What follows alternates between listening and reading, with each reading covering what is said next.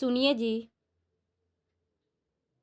मैं सोच रही हूँ कि हमारी दोनों बेटियाँ बड़ी हो रही है, तो क्यों ना अब उनकी शादी के बारे में सोचा जाए। क्योंकि वो आपकी इतनी कम तनख्वाह में हम उन्हें इतना ही पढ़ा सकते थे, और अब हमारे पास इतना पैसा भी नहीं है कि दोनों की शादी एक साथ कर दे। इसीलिए बड़ी बेटी प्राची की शादी के बाद कुछ साल इंतज़ार करने के बाद ही हम दूसरी बेटी प्रिया की भी शादी के लिए पैसे का इंतजाम कर पाएंगे। सावित्री जी ने चिंतित चिंतित होते हुए अपने पति मोहन जी से कहा। तो मोहन जी बोले, अरे भाग्यवान, तुम्हें कितनी बार कहा है कि ये सब तुम्हारे सोचने की बातें नहीं है। मैंने अपनी बेटियों को इसलिए पढ़ाया है ताकि वो अपने पैरों पर खड़ी हो सके। उन्हें आगे बढ़ने का मैं पूरा मौका दूंगा, क्योंकि शादी के बाद इतनी जिम्मेदारी हो जाती है कि लड़की अपने बारे में कभी सोच ही नहीं पाती। देखिए जी, आपकी बात बिल्कुल सही है, लेकिन नौकरी को तो वो अपने घर वालों की रजामंदी से भी कर लेगी, और मगर अगर शादी की उम्र निकल गई तो अच्छा लड़का मिलना मुश्किल हो जाएगा। इसलिए मेरी बात पर विचार कीजिए, और अगर ठीक लगे तो मेरी एक सहेली है ममता, उसके भाई का बेटा है, बहुत अच्छा परिवार है। लड़का क्या करता है? कुछ सोचते हुए मोहन जी ने पूछा। तो सावित्री जी बोली, लड़का इंजीनियर है, बहुत पैसा कमाता है। मुझे तो सही लगा, आपका पता नहीं। हाँ सावित्री, आपकी बात से कुछ हद तक मैं भी सहमत हूँ, लेकिन अपनी बेटी की ज़िंदगी का इतना बड़ा फैसला मैं बिना उनकी मर्जी के नहीं ले सकता। अगर आप सहमत हैं तो ठीक है, हम शाम को उनसे बात कर लेंगे। सावित्री जी ने फिर खुशी जताते हुए कहा और रसोई में चली गई, और इधर मोहन जी भी आंखें बंद करके पुरानी यादों में खो गए। 20 साल पहले जब प्राची का जन्म हुआ था तो उनकी अम्मा जी को पूरी उम्मीद थी कि सावित्री को बेटा ही होगा। सबसे कहती फिरती कि मेरी सास को पहला बेटा हुआ, मुझे भी पहला बेटा हुआ, और अब देखना मेरी बहू को भी पहला बेटा ही होगा। लेकिन भगवान की मर्जी के आगे किसकी चली है। जब प्राची का जन्म हुआ तो अम्मा जी की निराश हो गई। दबी आवाज़ में सावित्री को कोसना भी शुरू कर दिया।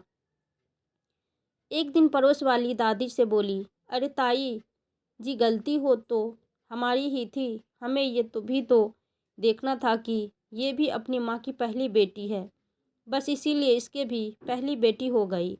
सावित्री जी तो बेचारी चुप ही रहती, लेकिन मोहन जी एक दिन बोल ही पड़े, अम्मा, ये रात दिन क्या बेटा लगा के रखती हो। मेरे लिए बेटे और बेटी में कोई फ़र्क नहीं है, और जब मुझे पालना पोसना में कोई दिक्कत नहीं है तो फिर आप भी परेशान मत होइए।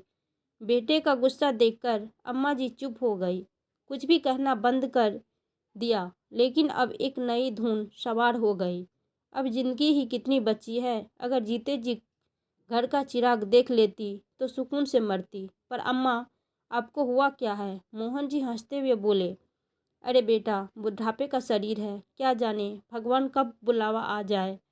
खैर, अम्मा की मुराद ऊपर वाले ने सुन ली, और एक दिन सावित्री ने अम्मा जी को बताया कि वो दोबारा माँ बनने वाली है। ये सुनकर तो अम्मा जी बहुत खुश हो गई, और पिछली सारी बातें भूलकर सावित्री का खूब ख्याल रखने लगी। इस बार भी बेटे की उम्मीद थी, लेकिन सावित्री को 7वां महीना भी चल रहा था कि एक दिन अम्मा जी बाथरूम में फिसल कर गिर गई। सर पर इतनी जोर की चोट लगी कि 2 दिन बेहोश रहने के बाद भी होश नहीं आया, और भगवान को प्यारी हो गई। मोहन जी और सावित्री के दुख की तो कोई सीमा ही नहीं थी। अम्मा के जाने से पूरा घर सूना हो गया। जैसी भी हो, पर घर की रौनक थी। अम्मा जी चली गई, मन में पोते की आस लिए। ये अफसोस नहीं, कहीं न कहीं सावित्री को भी था। खैर, भगवान की मर्जी के आगे किसकी चली। 9 महीने पूरे हुए और एक बार फिर सावित्री ने बेटी को जन्म दिया। वैसे इस बार सावित्री को भी बेटे की ही आस थी, लेकिन मोहन जी अपने असूलों के पक्के ठहरे। दूसरी भी बेटी हुई तो क्या हुआ, दिखा दूंगा दुनिया को कि बेटियां बेटों से कम नहीं होती। एक दिन अपने माता पिता का नाम रोशन करेगी तो सारी दुनिया कहेगी वो देखो प्राची और प्रिया के पापा जी जा रहे हैं। बस इसी भावना के साथ मोहन जी ने सावित्री से कह दिया कि अब बेटे की राह में तीसरी संतान को जन्म दे नहीं देंगे। सावित्री ने भी मोहन जी की बात पर सहमत जता दी, क्योंकि वो भी जानती थी कि उनकी इतनी हैसियत नहीं कि वो तीन तीन बच्चों की अच्छी परवरिश कर पाएंगे। बस इसीलिए उसने भी पति के निर्णय में सहमति दे दी और इस तरह एक माता पिता की जिम्मेदारी को देखते हुए मोहन जी और सावित्री ने बेटियों की परवरिश में कोई कमी नहीं छोड़ी। दोनों पढ़ाई से लेकर घर के कामकाज तक हर काम में निपुण थी और जितनी सुंदर खुद उतना सुंदर स्वभाव। आज सावित्री ने जो भी बातें कही